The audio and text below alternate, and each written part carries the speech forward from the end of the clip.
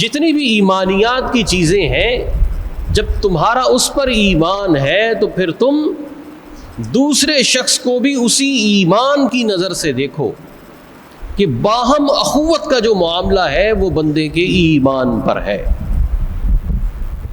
کوئی ایسا تفریق کا معاملہ کہ جو تمہارے ایمانی رشتے پر ضرب لگاتا ہو، اسے اٹھا کر پھینک دو، اسے اپنے دل میں جگہ نہ دو، کیونکہ نفرتوں کا بیج بو کر ہی لوگ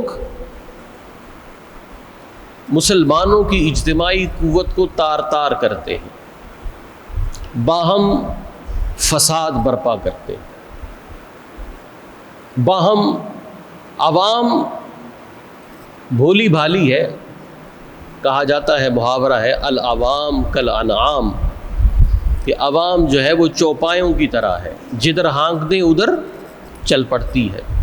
چرواہے اور حاکم اور لیڈر وہ عوام کو جدھر چاہتے ہیں ہانکتے ہیں، کوئی کس بنیاد پر علیحدگی چاہتا ہے، کوئی کس بنیاد پر علیحدگی چاہتا ہے، لیکن اللہ مومنوں کی وحدت چاہتا ہے، اور وہ بھی ان کے ایمان کی بنیاد پر۔ اب یہ مختلف گروہوں کے جھگڑے ہوتے ہیں کہ جس میں مومن آپس میں بٹ جاتے ہیں، ایک دوسرے کو اپنائیت کی نظر سے نہیں دیکھتے۔ اب جب اپنے آپ کو اپنائیت کی نظر سے نہیں دیکھتے ہیں، باہم محبت سے نہیں رہتے، تو پھر جو اللہ تبارک و تعالی نے نوید دی ہے، لعلکم ترحمون، تاکہ تم پر رحم کیا جائے، ایک ہو جاؤ، باہم بھائی بھائی بنے رہو، تاکہ تم پر اللہ کی رحمت نازل ہو۔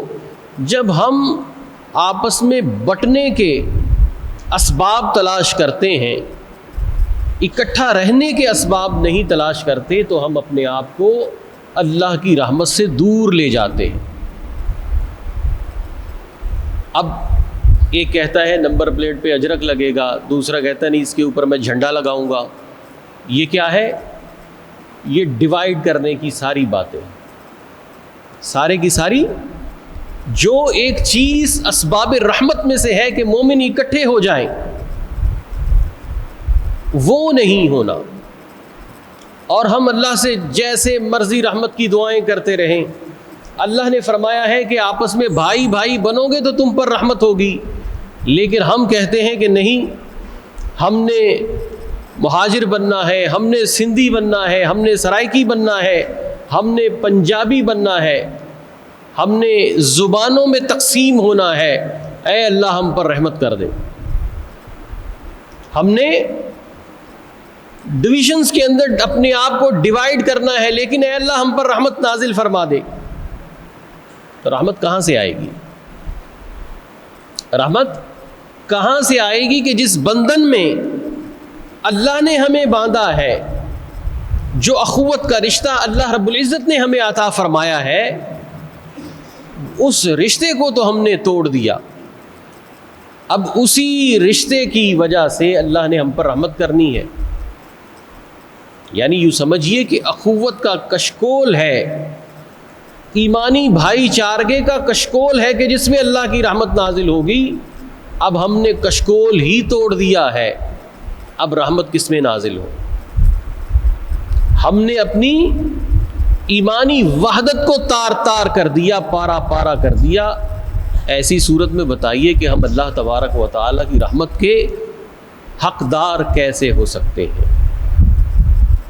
سچا طلبگار سچا حقدار ہوتا ہے۔ ہم رحمت کے طلبگار ہیں، لیکن ہم اپنی طلب میں سچے نہیں ہیں، اس لیے ہم اپنے حقدار ہونے میں بھی نااہل ہے کہ اللہ تبارک و تعالیٰ نے اپنی رحمت کی طلب کے لیے جو کسوٹی رکھی ہے، وہ رکھی ہے ایمانی وحدت، اور ہم نے ایمانی وحدت کو پارا پارا کر دیا، اور ایمانی وحدت کا پارا پارا ہونا ہی ہمارے لیے تمام زحمتوں اور ذلتوں کا باعث ہے۔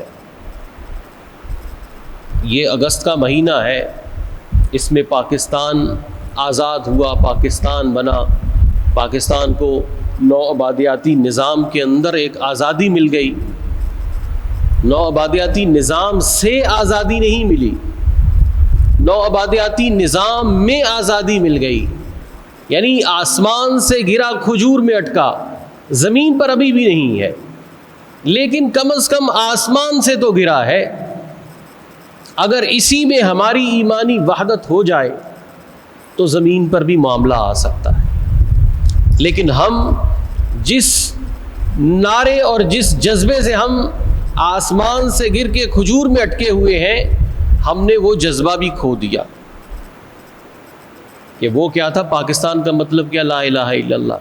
یہی جو قرآن کریم میں اللہ فرما رہا ہے اخوت کا معاملہ، اس اخوت کی وجہ سے ہمیں یہ وطن ملا، لیکن اس کی آزادی کی تکمیل ہماری تفریق کا باعث ہے.